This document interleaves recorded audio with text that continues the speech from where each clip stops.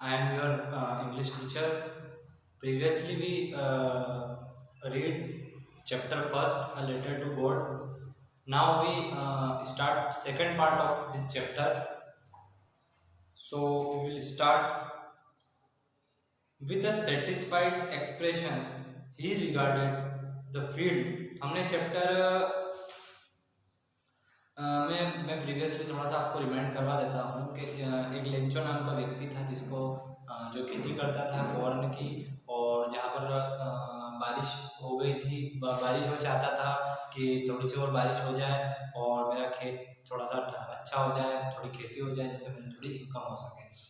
ये हमने चैप्टर में पढ़ा था प्रीवियस। अब नेक्स्ट हम देखने हैं इसके आगे क्या होता है। With a satisfied expression, he regarded the field of ripe corn with its flower draped in a curtain of rain. But suddenly a strong wind began to blow, and along with the rain, very large hailstones began to fall. This truly did resemble a new coins, the boys exposing themselves to the rain, out to collect the frozen pears. Next क्या होता है इसके बाद में कि बहुत ज़्यादा बारिश के जो ओले होते हैं वो गिरने लगते हैं उसके खेत में, जिससे बहुत ज़्यादा उसे क्या होती है, प्रॉब्लम क्रिएट हो जाती है और उसके खेत डिस्ट्रॉय होने लग जाते हैं। It's really getting bad now exclaimed the man, I hope it passes quickly. It did not pass quickly for an hour. The hail rained on the house, the garden, the hillside, the cornfield, on the wool valley. The field was white as if covered with salt. Not a leaf remained on the trees. Next ये है होता है कि जो पूरा उसका जो खेत होता है वो एक वैली के बीच में रहते हैं, वो तो जो पूरा खेत होता है उसमें सब दूर बर्फ ही बर्फ गिर जाती है, जिसके कारण क्या होता है कि सारी जो खेती है वो डिस्ट्रॉय हो जाती है। और पूरा जो खेत है वो ऐसा लगता है जैसे कि वो सॉल्ट से कवर हो गया, नमक से कवर हो चुका है। कुछ भी वहाँ पर पत्ती भी अब दिखाई नहीं देती है और पूरा जो खेत है वो डिस्ट्रॉय होने लगता है। Not a leaf remain on the tree, the corn was totally destroy. Corn यानी भुट्टे जो है वो पूरी तरीके से डिस्ट्रॉय हो चुके होते हैं। The flowers were gone from the plants, Lencho soul was filled with sadness. Lencho है अब थोड़ा सा सैड होने लगता है। When the storm had passed, he stood in the middle of the field and said to his sons, a plague of locusts would have left more than this. The hails has left nothing this year. We will have snow born. That night was a sorrowful one. All our work were for nothing. There's no one who can help us. We will all go hungry this year. तो जो Lencho होता है उसकी जो खेती है पूरी destroy हो चुकी है, तो वो अपने बच्चों से और भगवान से कहता है कि इस साल जो हमारी फसल है वो पूरी तरीके से ख़राब हो चुकी है। इस बात से वो बहुत ज़्यादा सैड हो जाता है और सोचता है कि इस साल तो हम भूखे ही रह जाएंगे और कोई इनकम नहीं हो पाएगी। But in the heart of all who lived in the solitary house in the middle of valley there was a single hope, help from God. सभी ये सोचते हैं कि इतनी सारी जो प्रॉब्लम्स है उसके कारण बहुत हमें दिक्कतें हो रही है, तो हमें भगवान पर विश्वास रखना चाहिए। डोंट बी सो अपसेट, हमें बहुत ज़्यादा अपसेट नहीं होना चाहिए। Even though he seems like a total loss, remember no one idea dies for hungry. तो एक कहावत जैसे कि पूरा हम रीड कर लेते हैं। That's what say no dies of hunger all through the night, Lencho thought only of his one hope, the help of God, whose eyes, as he been instructed, see everything, even what is deep in one conscience. Conscience का जो meaning है वो होता है an inner sense of right और wrong. Previously हमने heart words में देखा था, एक तो ड्रेप्ड, ड्रेप्ड मतलब होता है कवर्ड विथ क्लोथ। क्रेस्ट मतलब मैंने आपको बताया था टॉप ऑफ द हिल, जो पहाड़ की चोटी के ऊपर जो होता है उसको बोलते हैं top of the hill.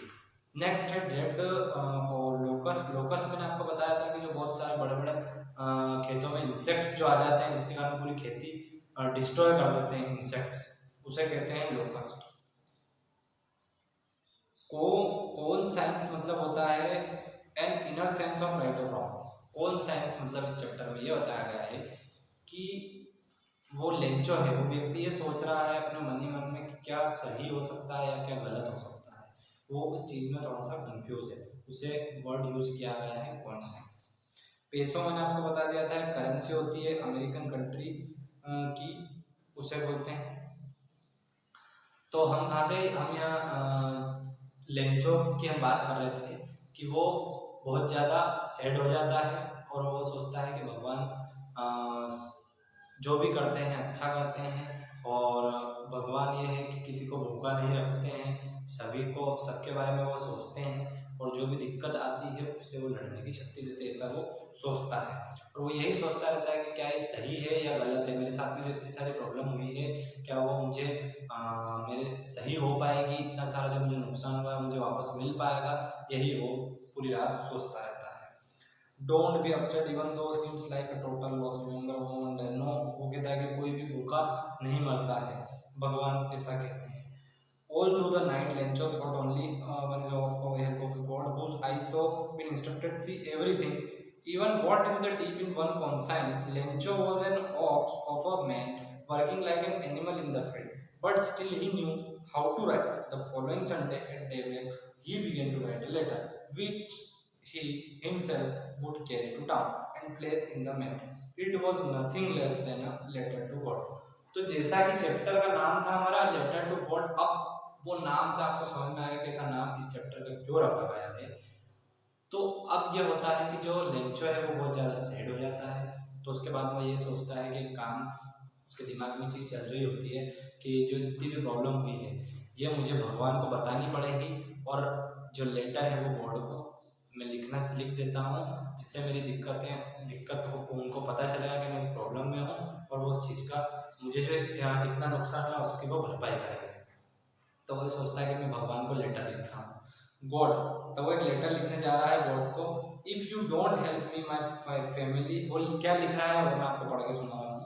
If you don't help me my family and I will go hungry this year, I need 100 pesos in order to sow my field again and to live until the crops comes before the hailstorm।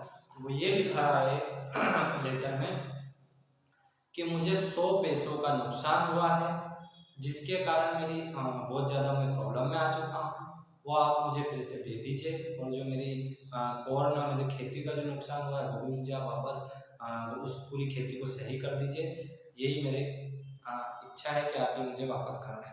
He wrote to God on envelope, ये पूरा लिख कर वो एक envelope में रखता है। Put the letter inside and still troubled went to town at the post office. He placed a stamp on the letter and dropped it into the mailbox. और वो लेटर लेके वो मेल बॉक्स में जाकर डाल देता है। One of the employees who was postman and also helped at the post office went to his boss, laughing heartily and showed him the letter to God. Never in his career a postman had he known that address. The postmaster, a friend, amiable का मतलब होता है friendly and pleasant fellow, he also broke our laughing and almost immediately turned serious and tapping the letter on the desk and commented, what faith, I wish I had the faith of the man who wrote this letter, starting up on the corresponding with God। Next ये है कि जो Lencho है वो लेकर जाता है अपना लेटर पोस्ट ऑफिस में जो डालता है, तो उसके बाद में जो पोस्टमैन होता है वहाँ का जो एम्प्लॉय होता है वो उस लेटर को देखता है और बहुत ज़्यादा हंसने लगता है, सोचता है कि भगवान को इसमें लेटर लिखा है तो ये लेटर किसके पास जाए, क्या सोच के उसमें लिखा होगा लेटर, और वो बहुत ज़्यादा हंसने लगता है और उसकी जो प्रॉब्लम होती है वो उसमें लिखी होती है। उसके बाद में वो जो पोस्टमैन है वो बहुत हंसने के बाद में थोड़ा सीरियस भी होता है, वो सोचता है कि सब अगर अपनी प्रॉब्लम भगवान को लिख दे तो कितना अच्छा होगा, उस चीज़ से भी वो थोड़ा सा सीरियस होता है और वो लेटर ऐसे करके थोड़ा सा फेंक के पोस्टमैन ऑफिस में रख देता है। So, in order not to shake the letter faith in God, the postmaster come up with an idea, answered the letter. But when he opened it, it was evident that answer if he needed something more than gold, ink and paper. But he struck a resolution. He asked for money for his employee. He himself gave part of salary, and several friendly of his were obligated to give something of. बस यही चीज़ उसमें कही गई है next ये कही गई है कि इतनी सारी जो वो प्रॉब्लम उसमें लिखी हुई थी, उससे पोस्टमैन ये सोचता है कि क्यों ना हम इतनी सारी जो प्रॉब्लम है इसको, जो पोस्टमैन वो लेटर लेके आया था वो अपने ऑफिस के जो मेन होते हैं एम्प्लॉय उनको जाके बताता है। तो वो कहते हैं क्यों ना हम इसकी मदद करें, और जो इसने 100 पैसे मांगे हैं हम इसे कुछ सब मिल के, शायद 100 पैसों तो नहीं हो पाएंगे पूरे, जितने भी हो सकेंगे हम उसे रिटर्न कर देते हैं, और ये वो सोचते हैं।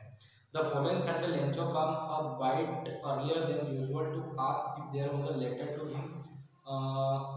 It was the postman himself who handed the letter to himself, and postman expressed the continued of performance. Lencho should slightly surprise. वही बात कही है जो मैंने आपको भी बताई। Immediately Lencho went up a window.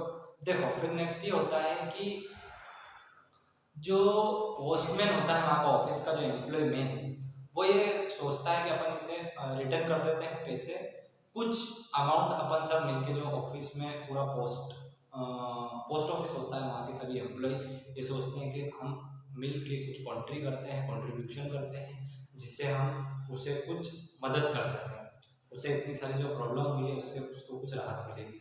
तो उसके बाद में वो वापस जो पैसे हैं उसके लेटर में लग के और वापस उसके पास में रख लेता है। फिर कुछ समय बाद जब उसका रिप्लाई के लिए लेंचो वापस आता है कि भगवान ने मुझे उस चीज़ का क्या रिप्लाई दिया, मुझे तो मिल गया, मुझे वो यही सोच के आता है, बहुत ज़्यादा कॉन्फिडेंस आता है कि मुझे उस चीज़ का रिटर्न जरूर मिल गया होगा। तो वो बाहर से आता है बहुत ज़्यादा खुशी से, और वो देखता है तो पता चलता है उन पोस्टमैन को, तो वो उसे वो लेटर दे देते हैं। लेटर देने के बाद में वो जब उस लेटर को खोलता है तो देखता है कि इसमें तो वो जो पोस्टमैन है उन्होंने कॉन्ट्री कितना किया था, मिस्टेकली कुछ हाफ उसका जो अमाउंट था 100 पैसे, उसका हाफ ही अमाउंट वो उसमें उसे रिटर्न कर पाए, तो इतना उन्होंने कंट्रीब्यूट किया था।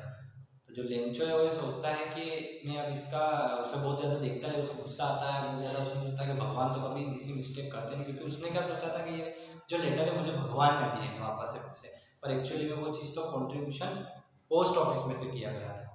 तो वही सोचता है कि भगवान तो कभी मिस्टेक करते नहीं है, तो उन्होंने ऐसा क्यों किया। वो वापस से वो जो लेटर होता है वो भगवान वापस उसको करके और वापस उसमें सेंड कर देता है कि आपने मिस्टेकली ऐसा किया है, और ये चीज़ मुझे फिर से जो भी मेरी प्रॉब्लम जितना पैसे बाकी आप प्लीज़ मुझे वापस। तो वो क्या लिखता है मैं आपको बता देता हूँ।